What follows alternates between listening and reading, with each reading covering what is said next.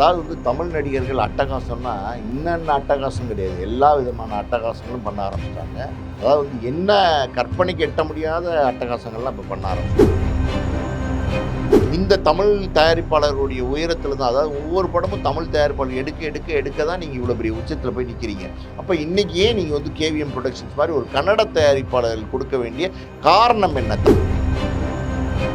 ஒரு நடிகர் வந்திருக்காரு கவின், அவருக்கு கூட பவுன்சர்ஸ் இருக்காங்க. அப்புறம் கவினுக்கு பவுன்சர்ஸ், பிரதிக்கு பவுன்சர்ஸ், எல்லாருக்கும் பவுன்சர்ஸ் இருக்காங்களே. யாராவது உங்களை நெருங்க முடியுமா? இன்னைக்கு அந்த அளவுக்கு நீங்கள் உங்களை பாதுகாப்பு வளையத்தில் வச்சுருக்கீங்க. இப்போல்லாம் தனி விமானம் கேட்குறாங்க சார் போய்க்கு இறங்குறதுக்கு. எதுக்கு உங்களுக்கு தனி விமானம்? நயன்தாரா மாதிரி நடிகர்லாம் பார்த்தீங்கன்னா, நான் ஊட்டிக்கெல்லாம் வரமாட்டேன், இங்கேயே ஊட்டி செட்டை போடுங்க அப்படின்லாம் சொல்ல ஆரம்பிச்சாங்க. ஊட்டி செட்டை இங்கே போட முடியுமா? இல்லை சார், போட்டிருக்காங்க சார். கும்பகரையிலையோ ஏதோ ஒரு ஃபால்ஸில் போய் குளிக்கிறீங்க, அங்கே எப்படி உங்களுக்கு சுடுதண்ணி கொடுக்க முடியும்? ஃபால்ஸ் வாட்டரை எப்படி சுடுதண்ணியாக மாற்ற முடியும்? நவரச நாயகன் கார்த்திக் கேட்டார்.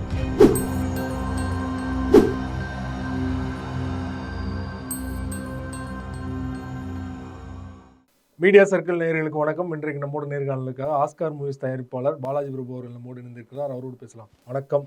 வணக்கம். சமீபத்தில் பெப்சியோட தலைவர் ஆர்கே செல்வமணி அவர்கள் ரொம்பவே மனமுடைஞ்சு கோபமாக பேசியிருந்தார். குறிப்பாக தமிழ் நடிகர்கள் தமிழ்நாட்டில் ஷூட்டிங் பண்ணாமல் பக்கத்து மாநிலத்தில் ஷூட்டிங் பண்ணி தமிழ் தொழிலாளர்கள் வயிற்றில் அடிக்கிறாங்க அப்படின்னு சொல்லியிருந்தார் இல்லையா? ஒரு தயாரிப்பாளராக உங்களோட கருத்து என்ன? 100% அவர் சொல்கிறது கரெக்டு. ஆர்கே செல்வமணியோட பேட்டியை நானும் பார்த்தேன். அதாவது தமிழ் நடிகர்கள் அட்டகாசம்னா இன்னென்ன அட்டகாசம் கிடையாது, எல்லா விதமான அட்டகாசங்களும் பண்ண ஆரம்பிச்சிட்டாங்க. அதாவது என்ன கற்பனைக்கு எட்ட முடியாத அட்டகாசங்கள்லாம் இப்போ பண்ண ஆரம்பிச்சிட்டாங்க. இது நம்ம பல விதமான தாக்குதல்கள், நம்ம தமிழ் நடிகர்களை பற்றிய பல விமர்சனங்களை தொடர்ந்து பல காணொலிகள் நம்ம பேசிக்கிட்டே தான் இருக்கோம். அவங்க பண்ணுற அட்ராசிட்டி பிரச்சனை இதெல்லாம் நம்ம சொல்லிக்கிட்டே தான் இருக்கோம்.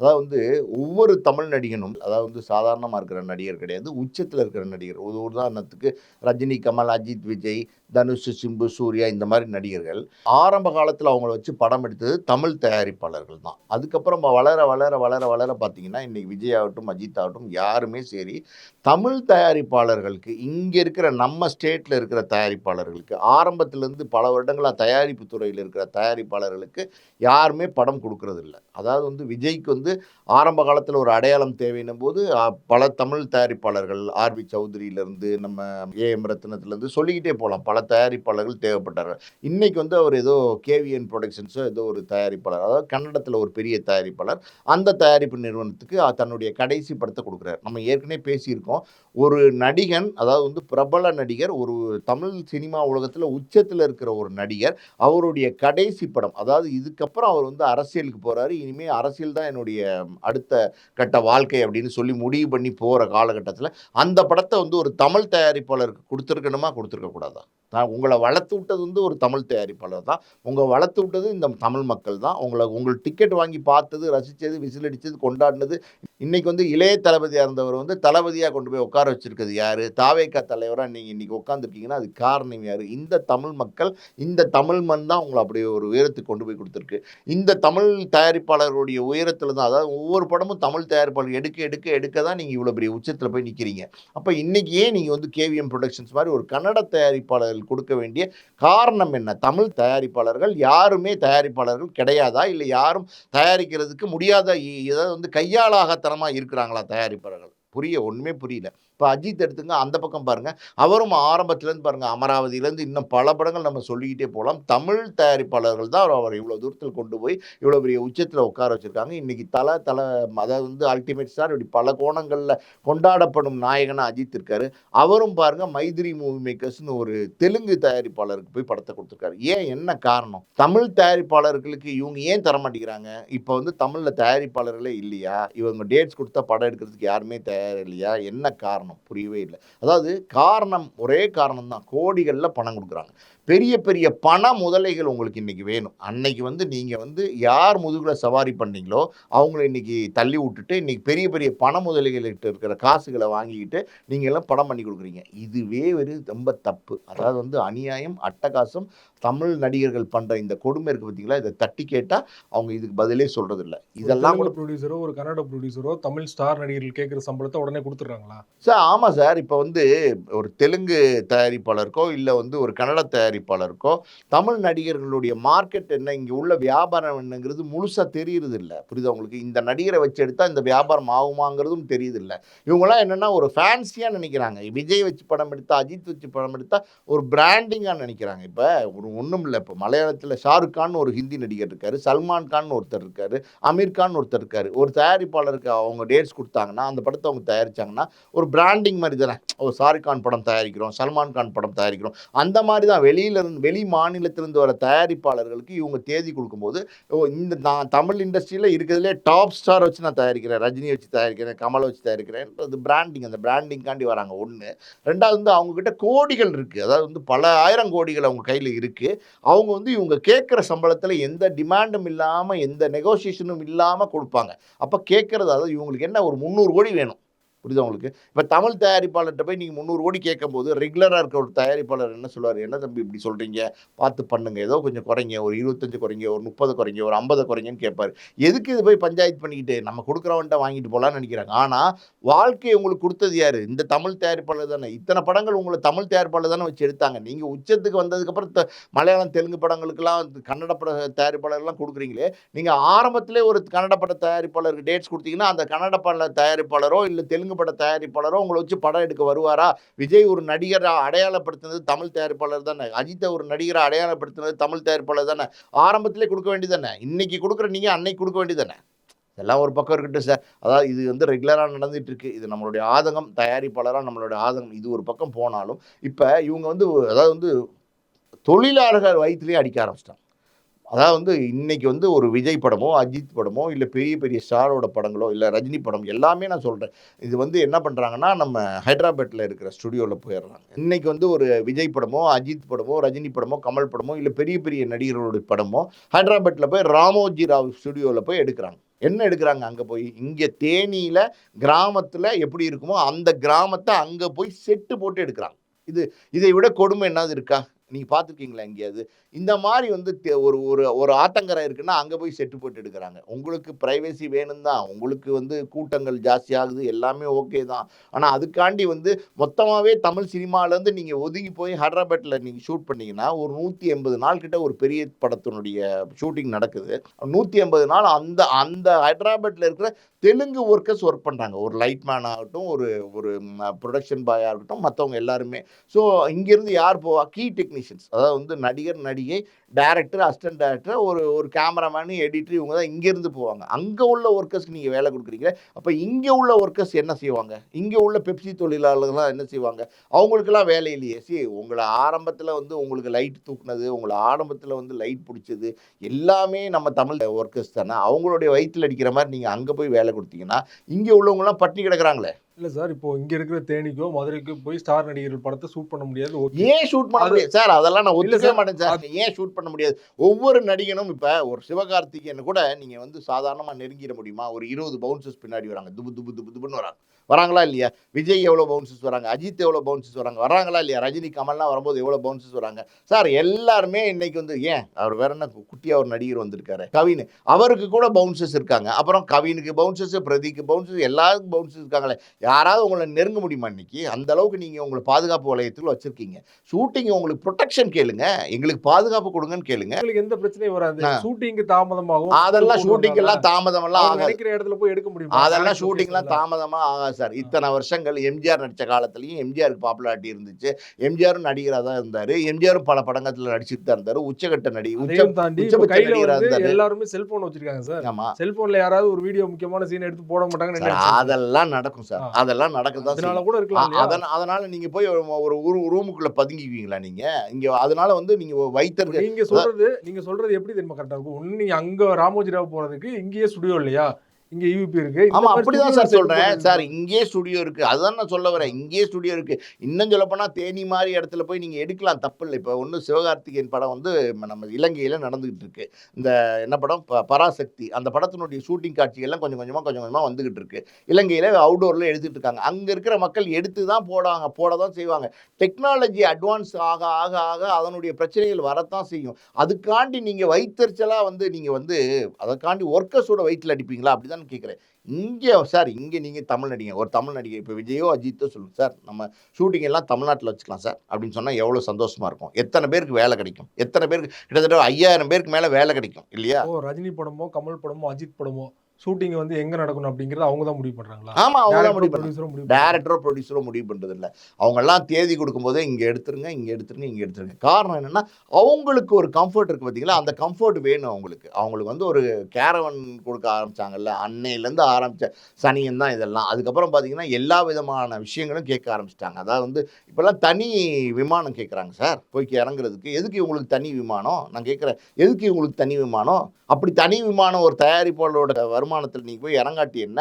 நீங்கள் 275 கோடி 300 கோடின்னு சம்பளம் வாங்குறீங்கல்ல, தனி விமானத்துக்கான காசு நீங்கள் கட்டிடுங்க. நீங்கள் போய் தனி விமானத்தில் இறங்குங்க. உங்களை யார் என்ன கேட்க போகிறாங்க? எல்லாம் தான் என்னென்ன ஸ்பெசிலிட்டிஸ் வேணும் அங்கேயே 5 ஸ்டார் ஹோட்டல் மாதிரி இருக்குது சார். ராமோஜி ராவ் ஃபிலிம் சிட்டியில். அப்போ அங்கேயே தங்கிக்கிறாங்க, அங்கேயே 5 ஸ்டார் ஹோட்டல் மாதிரி வாழ்ந்துக்கிறாங்க, எல்லாமே பண்ணிக்கிறாங்க.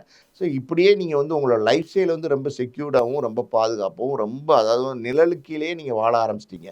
நீங்கள் அந்த வெயிலில் நடிக்க மாட்டீங்க. இனிமேல் வந்து நம்ம கொஞ்சம் நாள் பாருங்க, நான் வெயிலில் நடிக்க மாட்டேன், நான் மழையில் நடிக்க மாட்டேன். ஏற்கனவே சொல்ல ஆரம்பிச்சிட்டாங்க. நயன்தாரா மாதிரி நடிகைலாம் பார்த்தீங்கன்னா நான் ஊட்டிக்கெல்லாம் வரமாட்டேன், இங்கேயே ஊட்டி செட்டை போடுங்க அப்படின்லாம் சொல்ல ஆரம்பிச்சிட்டாங்க. ஊட்டி செட்டை இங்கே போடும் போட முடியுமா? இல்லை சார், போட்டிருக்காங்க சார் ஒரு படத்துக்கு. மண்ணாங்கட்டின்னு ஒரு படம் நினைக்கிறேன் நான். நீங்கள் விசாரிச்சு பாருங்க, ஊட்டி செட்டை சென்னையில் போட சொல்லி எடுத்திருக்காங்க அந்த படத்தை நயன்தாராக்கு. இது நடந்த விஷயத்தை தான் நான் சொல்கிறேன். நான் ஒன்றும் சும்மா ஒன்றும் சொல்லலை. அதே மாதிரி பார்த்தீங்கன்னா பழைய நவரசன் நடிகர் கார்த்திக் இருக்கார்ல, அவர் வந்து ஃபால்ஸில் வந்து சுடுதண்ணி வேணும்னு கேட்பார். எங்கேயாவது கொடுக்க முடியுமா நம்ம? சார் ஃபால்ஸில் நடிக்கணும் சார், இன்னைக்கு இருக்குது சார். குளிருமே அப்படின்னா ஃபால்ஸில் குளிர் தான் செய்யும். எங்கே கேலி கூத்தா இல்லைங்க. நான் கேட்குறேங்க, ஒரு ஃபால்ஸில் போய் நீங்கள் குளிச்சிங்கன்னா, குற்றாலத்துலேயோ எங்கேயோ ஒரு இடத்துல ஒரு கும்பகரையிலையோ ஏதோ ஒரு ஃபால்ஸில் போய் குளிக்கிறீங்க, அங்கே எப்படி உங்களுக்கு சுடுதண்ணி கொடுக்க முடியும்? ஃபால்ஸ் வாட்டரை எப்படி சுடுதண்ணியாக மாற்ற முடியும்? நவரச நாயகன் கார்த்திக் கேட்டார், ஒரு படத்தில் கேட்டார். புரியுதா உங்களுக்கு? எந்த படம்ங்கிறது வேண்டாம், கேட்டார். அது மட்டும் இல்லாமல் மைசூரில் அந்த படங்களோட ஷூட்டிங் நடந்துட்டு இருக்கு. அந்த பாட்டு காட்சிக்காண்டி அந்த ஃபால்ஸில் எடுக்க வேண்டியிருக்கு.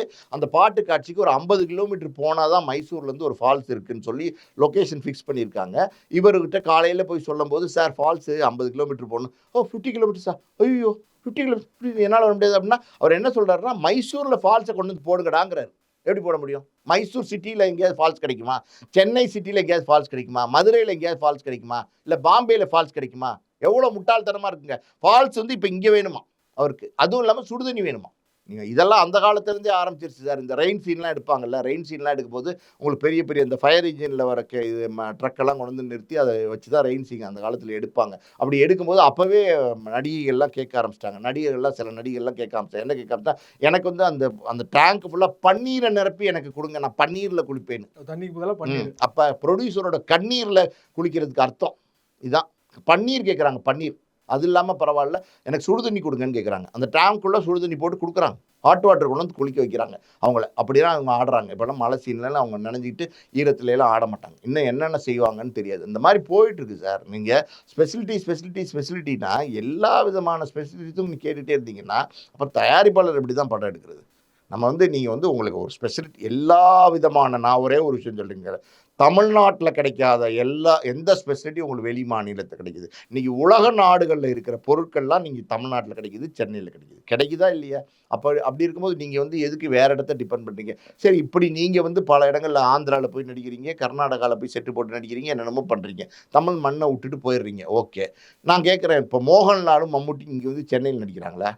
நான் வந்து நம்ம சிரஞ்சீவியும் பவன் கல்யாணமும் இங்கே வந்து சென்னையில் நடிக்கிறாங்களா? இப்போ வந்து ஷாருக் கானும் சல்மான் கானும் அமீர் கானும் சென்னையில் வந்து நடிக்கிறாங்களா? யார் நடிக்கிறா? உங்களுக்கு ஒரு காஷ்மீர் மாதிரியான இடத்துல ஷூட்டிங் நடத்தணும் அப்படின்னா அங்கே நீங்கள் காஷ்மீரில் போய் நடிங்க. அது வெளி மாநிலம் தான், நடிங்க, வேணான்னு சொல்லலை. அந்த காலத்தில் பார்த்தீங்கன்னா நம்ம ஊட்டி தான் ரொம்ப பிரபலமாக இருந்துச்சு. அதாவது வந்து நார்த் இந்தியாவிலேருந்து ஊட்டியில் வந்து ஷூட் பண்ணிட்டு போவாங்க. காரணம் இருந்துச்சு. ஊட்டி வந்து அதனோட லொக்கேஷனை எக்ஸ்ப்ளாய்ட் பண்ணுறதுக்கு, ஊட்டியினோட அழகை காட்டுறதுக்கு வந்தாங்க அங்கேருந்து ட்ராவல் பண்ணி. இப்போ காசியில் ஒரு விஷயம் எடுக்கணும் அப்படின்னா காசியில் போய் எடுக்கலாம், தப்பு கிடையாது. இப்போ வந்து பாலா கூட வந்து காசியில் பல நாட்கள் தவம் கிடந்து நான் காடணும்னு அற்புதமான படத்தை எடுத்து கொடுத்தாரு. உங்களுக்கு தெரியும் எவ்வளோ அற்புதமான படம்னு, இல்லையா? அந்த மாதிரி காசியில் போய் எடுங்க. உங்களுக்கு தேவையா அங்கே போய் எடுங்க. இப்போ வைசாக்கில் பீச்சில் அந்த வைசாக்கோட லொக்கேஷனை எக்ஸ்ப்ளாய்ட் பண்ணுற மாதிரி ஒரு சீன் இருக்குன்னா அங்கே போய் நீங்கள் வைசாக் பீச்சில் க்ரௌடில் எடுக்கணும்னா எடுங்க, ஓகே. இப்போ நான் கேட்குறேன், ஒரு சாதாரணமான பீச்சு நம்ம முட்டுக்காடு மாதிரி இருக்கிற இடத்துல ஒரு ரிமோட்டான ஒரு பீச்சில் எடுக்கணும்னா அந்த பீச் எதுக்கு நீங்கள் போய் ஆந்திராவில் எடுக்கிறீங்க? இங்கே நம்ம மகாபலிபுரம் பக்கத்தில் நம்ம ஈசிஆர் ரோட்டில் பாண்டிச்சேரி போகிற பக்கம் எல்லாமே காடாக தானே கிடக்கு. பாண்டிச்சேரி பக்கம் போகிற பக்கம் எல்லாமே கடலாக தானே கிடக்கு ஈசிஆர் ரோட்டில். அங்கே போய் எடுங்க. ஏன் அதாவது வந்து இங்கே இல்லாத வளம், நம்ம தமிழ் மண்ணில் இல்லாத வளம் என்ன உங்களுக்கு வெளி மாநிலத்தில் கிடைக்குது. அப்போ வெளி மாநிலத்து நடிகர்கள் நான் சொன்ன மாதிரி யாருமே இங்கே வந்து நடிக்கிறது இல்லை, தமிழ்நாட்டில் வந்து நடிக்கிறது இல்லை. அப்படி நீங்கள் எல்லாமே வந்து வெளி மாநிலத்தை போய் நடிக்க ஆரம்பிச்சிங்கன்னா இங்கே இங்கே இங்கே ஆரிஜினாக உள்ள தமிழ் ஒர்க்கர்ஸ், அதாவது வந்து ஒரு லைட் தூக்குறவரோ இல்லை வந்து ஒரு ப்ரொடக்ஷன் பாயோ நம்ம வந்து சாதாரணமாக சொல்லிட முடியாது சார். அவ்வளவு கடுமையான வேலை சினிமாவை பொறுத்த வரைக்கும். அது வந்து ஒவ்வொரு உழைப்பாளிக்கு மட்டும் தான் தெரியும். சினிமாவில் அந்த கிராஃப்டில் இருக்கவங்களுக்கு தான் இவங்க என்ன கஷ்டப்படுறாங்கன்னு தெரியும். செங்கல்பட்டு மாதிரி ஒரு இடத்துல ஷூட்டிங் சென்னையிலேருந்து அப்படின்னா இவங்க வந்து 2 மணிக்கு எந்திரிச்சு 4 மணிக்கு வண்டிக்காண்டி வெயிட் பண்ணி அங்கேருந்து 2 மணி நேரம் ட்ராவல் பண்ணி டிஃபன்லாம் சாப்பிட்டு 7 மணிக்கு அவங்க லைட் தூக்க ஆரம்பித்தாங்கன்னா அப்புறம் விடிய விடிய பண்ணிகிட்டே இருக்கணும் இந்த வேலையை. அப்புறம் நைட் எத்தனை மணிக்கு வீட்டுக்கு போய் சேருவாங்கன்னு தெரியாது. சில ரிலீஸ் நேரத்தில் சில ரிலீஸ் படங்கள்லாம் எமர்ஜென்சியாக முடிச்சாங்கிற நெசசிட்டியில் தூங்காமல்லாம் கடுமையாக வேலை பார்க்குறாங்க. இப்போ டேரக்டராக இருக்காரு, கொஞ்சம் நேரம் உட்காந்துப்பாரு. இப்போ ப்ரொடியூசராக இருக்காரு, கொஞ்சம் நேரம் உட்காந்து. ஆர்டிஸ்ட்டுக்கு நீங்கள் கேட்கவே வேணாம், எல்லா விதமான ஸ்பெசிலிட்டிஸ் கேரவன்லேருந்து எல்லாம் வந்துடுச்சு. இவங்கெல்லாம் அந்த வெயிலையும் மழையிலையும் காஞ்சி ஒர்க் பண்ணுறவங்க சார். அவங்களுக்கு ஒரு பொண்டாட்டி பிள்ளை இருக்குது, அவங்களுக்கு ஒரு குடும்பம் இருக்குது. அவங்களுடைய வாழ்வாதாரத்தை வந்து நம்ம தமிழ் சினிமாவை வச்சு அடையாளப்படுத்திட்டு வராங்க. அவங்களுக்கு நம்ம வாழ்க்கை கொடுக்காம வேற எங்கேயோ வாழ்க்கை கொடுக்குறீங்களே. நீங்கள் சம்பாதிக்கிறது தமிழ் மண்ணில் தான். உங்களோட படம் வந்து தமிழில் தான் ஓடுது.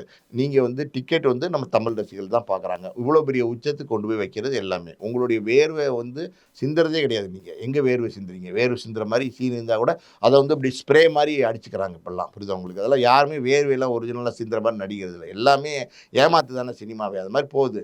பரவாயில்ல, இப்படியெல்லாம் இருக்கீங்களே பரவாயில்ல. நான் இவ்வளவும் நீங்கள் கேட்குறேன். நான் இன்னொரு விஷயம் கேட்குறேன்.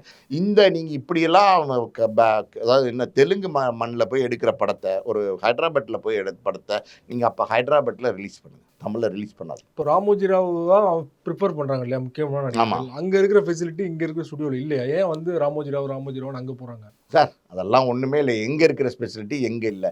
அந்த காலத்துலேருந்து நடிகர்கள் இருந்துக்கிட்டு இல்லையா? இப்போ வந்து டெக்னாலஜி, இப்போ வந்து உங்களுக்கு வந்து சொஃபிஸ்டிகேஷன் லைஃப் வந்து நிறையா மாறிக்கிட்டே போகும்போது உங்களுக்கு வேறு மாதிரியான ஒரு வாழ்க்கை அமைஞ்சிருச்சு. அன்னைக்கு ஏது சார் சிவாஜி கணேசனுடைய உச்சபட்ச சம்பளமே 1 லட்சம் தான் சார். நடிகராக, அதாவது வந்து ஹீரோவாக கடைசியாக ஒரு ஹீரோவை வாங்கின சம்பளமே இப்போ 1 லட்சம் தான் சார். அப்புறம் தான் அவர் வந்து ஏதோ ஒரு படத்தில் பூக்களை பறிக்காதீர்களோ என்னமோ வந்து இந்த விஷாலோட அண்ணனோட ஒரு படம் நடித்தார். அந்த படத்தில் சிவாஜி கணேசனுக்கு 10 லட்சம் சம்பளம் கொடுக்கப்பட்டது. அப்போ பாருங்கள் சிவாஜியோட நிலைமையை, அப்புறம் எம்ஜிஆரோட நிலைமையை பாருங்கள். ஜெய்சங்கர், முத்துராமன், ஜெமினி கணேசன், இப்படி நடிகர்கள்லாம் இவ்வளோதான் சம்பளம் வாங்கிட்டு இருந்தாங்க. 1 கோடி வாங்கினார். படையப்பா படத்துக்கு ரஜினி விருப்பப்பட்டு 1 கோடி கொடுத்தாரு. சிவாஜி எல்லாம் வந்து படையப்பா படத்துக்கு 1 கோடி கொடுக்கல, விருப்பப்பட்டு நம்ம ஒரு மரியாதைக்கு கொண்டு போய் 1 கோடி கொடுத்தாரு. ஏன்னா அந்த காலங்களில் கோடிகள் வந்துருச்சு. அப்போ ஒரே ஒரு படத்துக்கு தான் சிவாஜி கணேசன் 1 கோடி, அதாவது கோடிகளில் சம்பளம் வாங்கின ஒரே படம் படையப்பா தான். அதுவும் விருப்பப்பட்டு கொடுத்தாங்க. மற்றபடி அந்த நாளத்து நடிகர்கள்லாம் சம்பளம் வாங்கலையா? இப்போ இவங்கெல்லாம் என்ன பண்ணுறாங்கன்னா 275 கோடி, 300 கோடி, 400 கோடி, 500 கோடி, 200 கோடி சர்வசாதாரணமாக கேட்க ஆரம்பிக்கிறதுனால அவங்களோட லைஃப் ஸ்டைலே வேறு மாதிரி டிசைன் பண்ணுறாங்க. பண்ணட்டும், வேணான்னு சொல்லலாம். அவங்க சம்பாதிக்கிறாங்க, அவங்க லைஃப் ஸ்டைலை எப்படி வேணாலும் அமைச்சுக்கிட்டோம். அதை பற்றி நமக்கு கவலை இல்லை. நம்ம சொல்ல வர்றது என்னென்னா, ஒரு தமிழ் படம், தமிழ் நடிகர்கள் நடிக்கக்கூடிய படம், உச்ச நடிகர்கள் தான் குறிப்பாக நடிக்கக்கூடிய படம் தமிழ்நாட்டில் ஷூட் பண்ணுங்கள். தமிழ் ஒர்க்கர்ஸ்க்கு வாழ்க்கை கொடுங்க, அவங்களுக்கு அவங்களுடைய வயிறை நிரப்புங்க. அப்படி தான் நம்ம சொல்கிறோம். தயாரிப்பாளரோட வழியை ஒரு தயாரிப்பாளராக எங்களோட விரிவாக பகிர்ந்து கொண்டீங்க உங்களோட கருத்துக்களை. நன்றி. நன்றி.